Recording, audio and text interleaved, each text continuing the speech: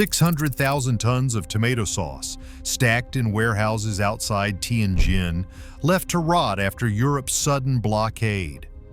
For years, China's ultra-cheap tomato paste quietly dominated Italian brands, slipping through legal loopholes and into made-in-Italy cans. But now, an unprecedented boycott has turned the world's fastest-growing tomato empire into a cautionary tale, exposing forced labor, fraud, and the hidden costs behind your supermarket shelf. How did the global food chain let it get this far? 600,000 tons of tomato paste sit motionless in the warehouses near Tianjin port, their fate uncertain. For months, shipping containers have piled up, each one packed with barrels of deep red concentrate. The flow that once moved steadily from Xinjiang's fields to Europe's supermarket shelves has come to a sudden halt.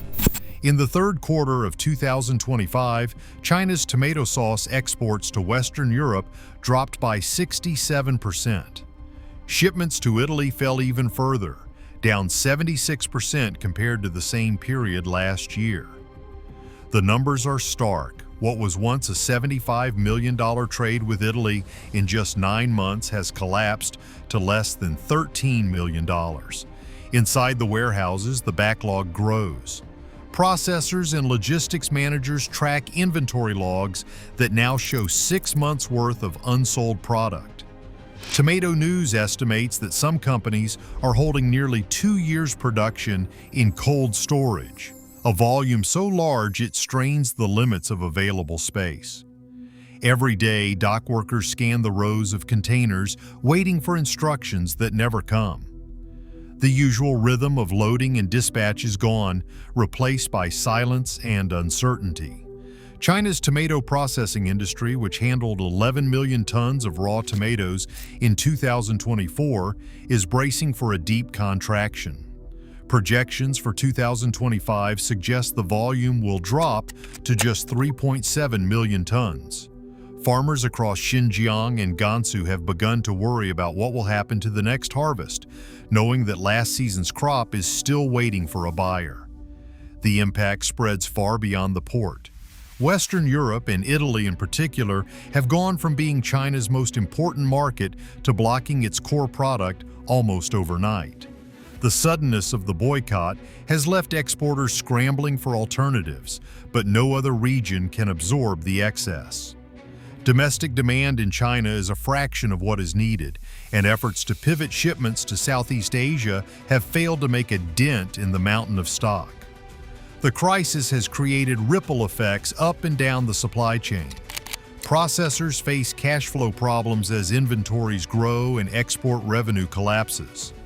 Farmers are left with contracts in limbo and nowhere to send their harvest. The sheer scale of the paralysis is unprecedented in the industry's history.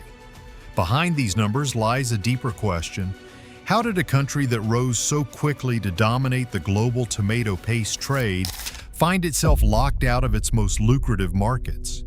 The answer lies in a tangled web of labor practices, regulatory loopholes, and the hidden journey of a simple red fruit from field to supermarket shelf.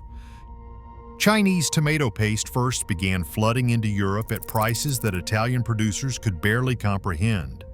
By the early 2000s, a ton of Chinese concentrate landed in Italian ports for less than half the cost of its local equivalent. The price gap was so wide that Italian processors, squeezed by supermarket chains and global competition, found it impossible to resist. Between 2000 and 2010, imports of Chinese canned tomatoes to Italy soared by more than 250%. Shipments arrived not just in bulk, but with an efficiency that matched the demands of industrial-scale pasta sauce factories from Parma to Naples. On paper, the rules seemed clear. European and Italian labeling laws required only that the country of packaging be disclosed, not the origin of the tomatoes themselves. This regulatory loophole created a gap large enough for entire supply chains to pass through.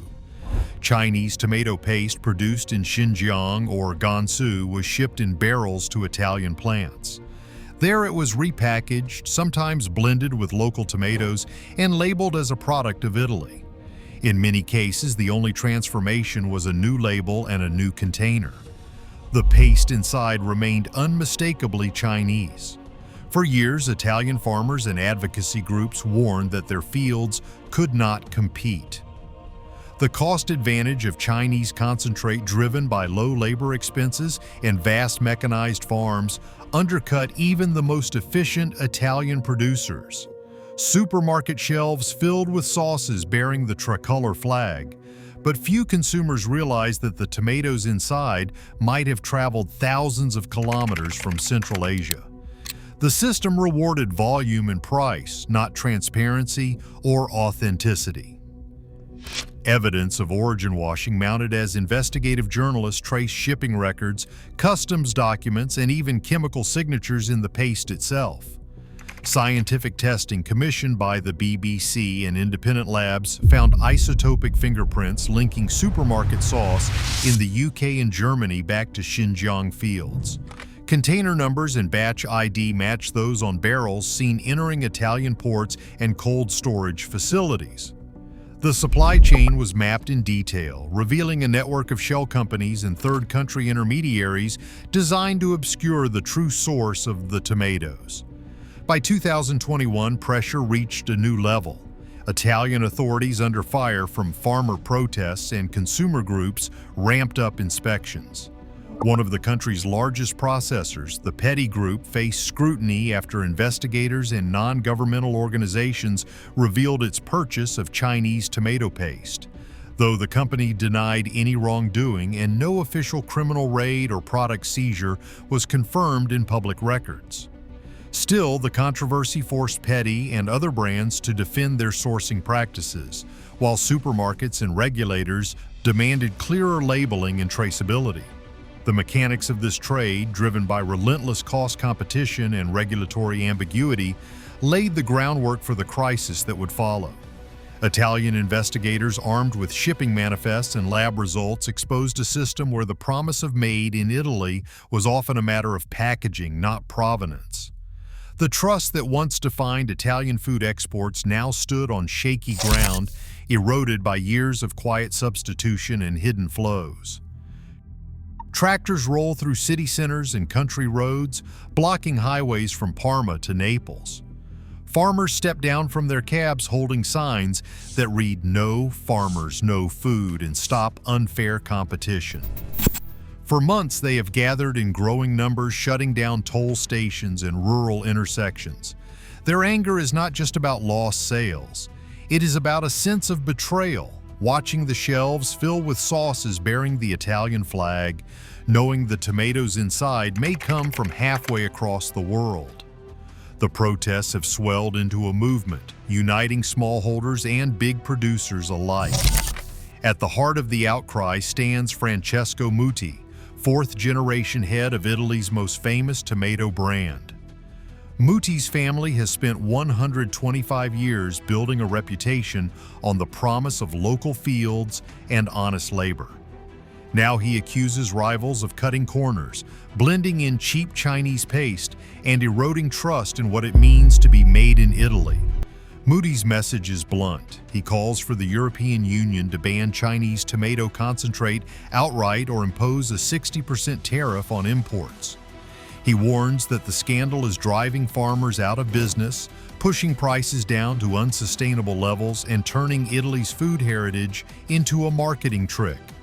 His words echo across news broadcasts and front pages, giving the protest a face and a voice that politicians cannot ignore. As the demonstrations spread, the demands grow louder. Farmers want stricter checks at the border, full transparency on every can and jar, and an end to the loopholes that let foreign paste pass as Italian. The movement has become impossible to dismiss, forcing lawmakers to confront the cost of years of inaction. In the summer of 2024, a BBC audio documentary titled "Blood on the Shelves" sent shockwaves through the European food industry. Journalists traced the journey of tomato paste from the fields of Xinjiang to supermarket aisles in the UK, using shipping records, forensic laboratory tests, and interviews with former detainees. Uyghur men and women, some recently released from so-called vocational camps, described being forced to pick tomatoes under threat of punishment. They recalled locked dormitories, armed guards, and strict daily quotas that left little doubt about who controlled the harvest. The BBC team commissioned isotopic analysis on tomato puree samples from British supermarkets. The results pointed back to Xinjiang's unique soil and climate, confirming what shipping manifests and container numbers already suggested. Tomatoes grown under coercion were ending up on European dinner tables. Investigators linked these batches to Italian processors, who had quietly blended Chinese concentrate into products labeled Italian. Retailers responded with alarm.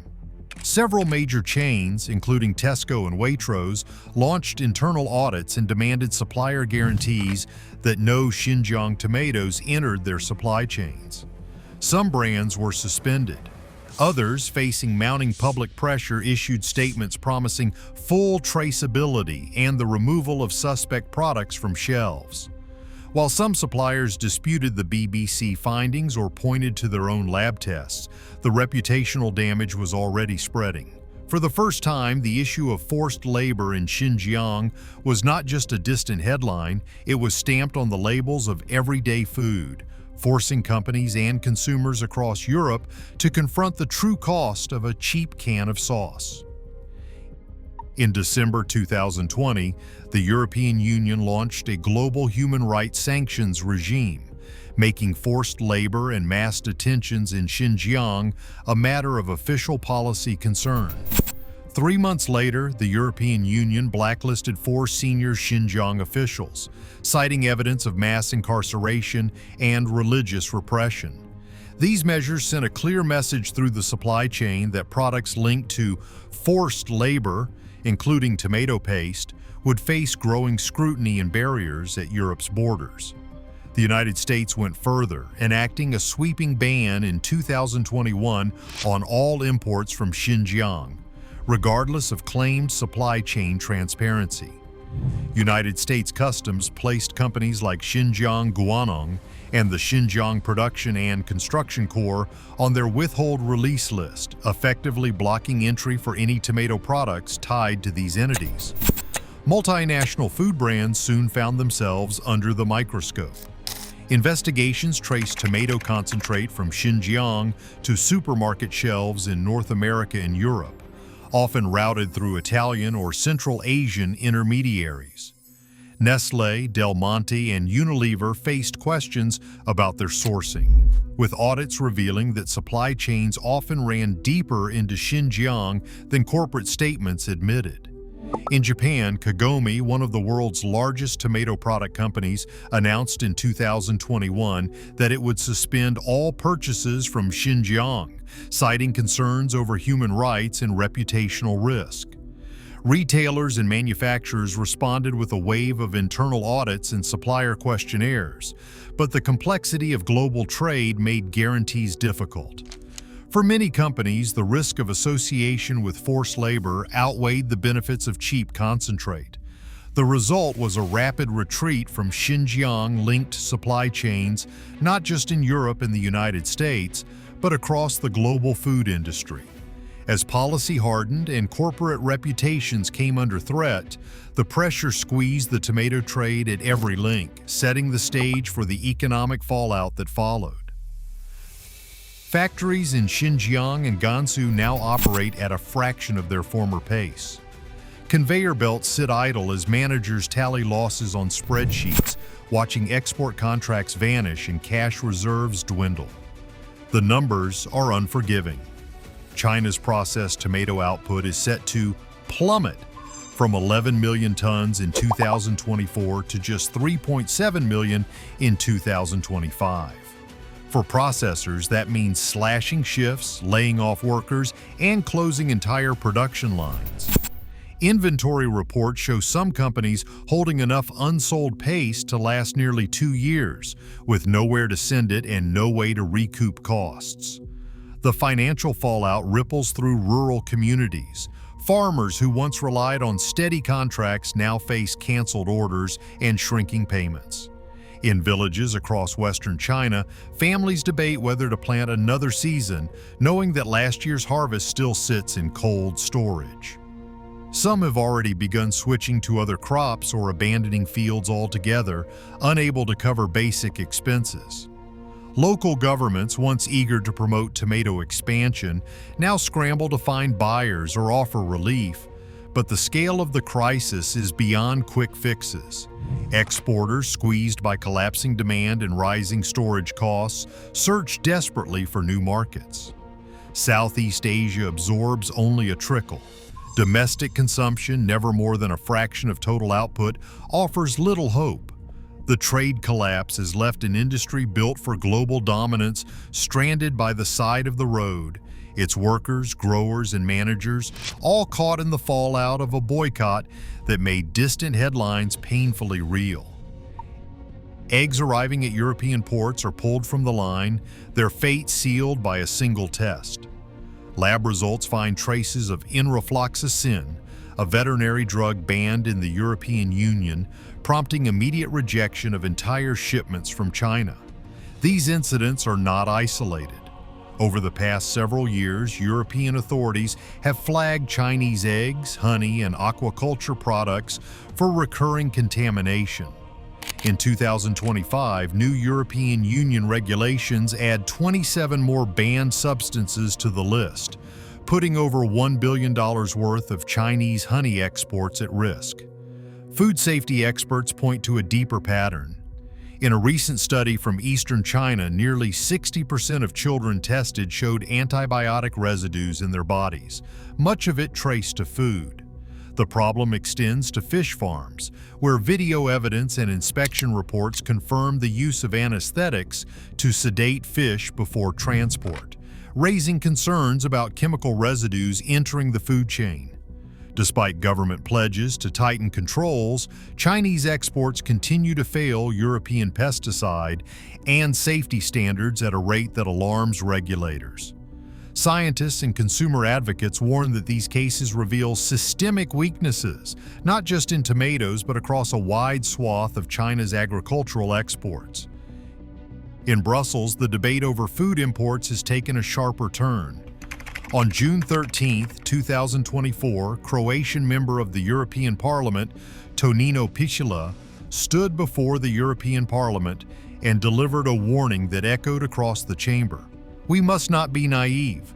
China is not just an economic competitor, it is an assertive, ambitious, strategic threat.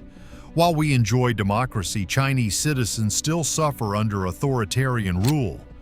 Loopholes in our trade and regulatory frameworks allow questionable goods and influence to flow into Europe. This is not just about economic competition, it is about the integrity of our food and our values. We must close these loopholes before they undermine our sovereignty. Picula's words landed at a moment when the collapse of tomato imports was already fueling anxiety about Europe's reliance on distant supply chains. Lawmakers from across the continent began to frame the boycott not as a simple trade dispute but as a test of Europe's resolve in defending its own standards.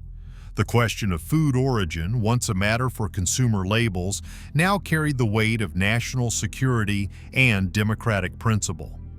In committee rooms and plenary sessions, officials debated new rules for supply chain transparency, stricter enforcement of import standards, and the broader dangers of economic dependence on an authoritarian state. The boycott had become more than a market correction. It was now a warning that the choices made at supermarket shelves could ripple out to the very core of European sovereignty. Today, Europe's supermarket shelves are forcing a global reckoning. Over 90% of China's tomato exports come from Xinjiang, where forced labor and food safety scandals persist despite international scrutiny. As Western nations tighten import rules, the true cost of cheap food becomes impossible to ignore. Our choices at checkout shape supply chains and ultimately define whose rights and safety matter.